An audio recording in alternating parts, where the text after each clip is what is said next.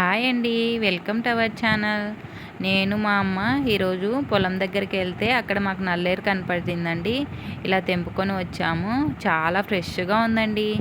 ఇది ఆరోగ్యానికి కూడా చాలా మంచిదండి. ఆయుర్వేద మూలికలలో కూడా యూజ్ చేస్తారని విన్నామండి.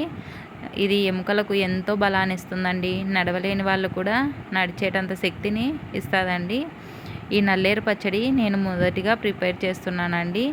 చూడండి, ఈ నల్లేరును నారలు పీకేసి ఇలా చిన్న చిన్న ముక్కలుగా కట్ చేసి పక్కన పెట్టుకున్నానండి. మీలో ఎంతమందికి ఈ నల్లేరు తెలుసో కూడా కామెంట్ చేయండి. ఫస్ట్ టైం మా వీడియోస్ చూస్తున్నట్లయితే లైక్ చేసి సబ్స్క్రైబ్ చేసుకోండి ఫ్రెండ్స్. ఈ నల్లేరు ఇలా కట్ చేసుకున్న ముక్కల్ని వాటర్లో ఇలా బాగా క్లీన్ చేసుకున్నానండి. ఇలా 2 to 3 టైమ్స్ క్లీన్ చేసుకొని పక్కన పెట్టుకున్నాను. తర్వాత గ్యాస్ పైన ఒక ప్యాన్ పెట్టి అందులో ఒక 2 టేబుల్ స్పూన్ల ఆయిల్ వేసానండి. ఆయిల్ హీట్ అయిన తర్వాత అందులో నేను ఒక 2-3 టేబుల్ స్పూన్ల ధనియాలు వేసుకొని ఫ్రై చేసుకుంటున్నానండి.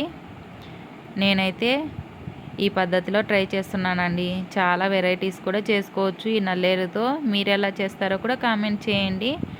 ఈ ధనియాలు వేసిన తర్వాత ఇంకొక 1 టేబుల్ స్పూను జీలకర్ర యాడ్ చేస్తున్నానండి.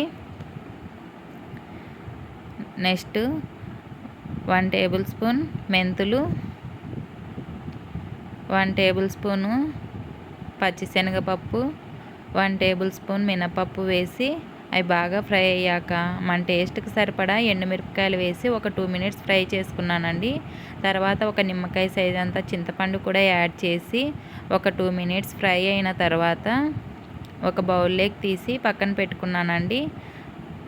అదే ప్యాన్లో ఇంకొక 2 టేబుల్ స్పూన్ల ఆయిల్ యాడ్ చేసి ఆనియను, టొమాటో ముక్కలు వేసి ఫ్రై చేసుకోవాలండి. తర్వాత నేను ఇలా వాటర్లో క్లీన్ చేసుకున్న నల్లేరు ముక్కలు కూడా వేసి 1 మినిట్ బాగా ఫ్రై చేసుకున్నానండి.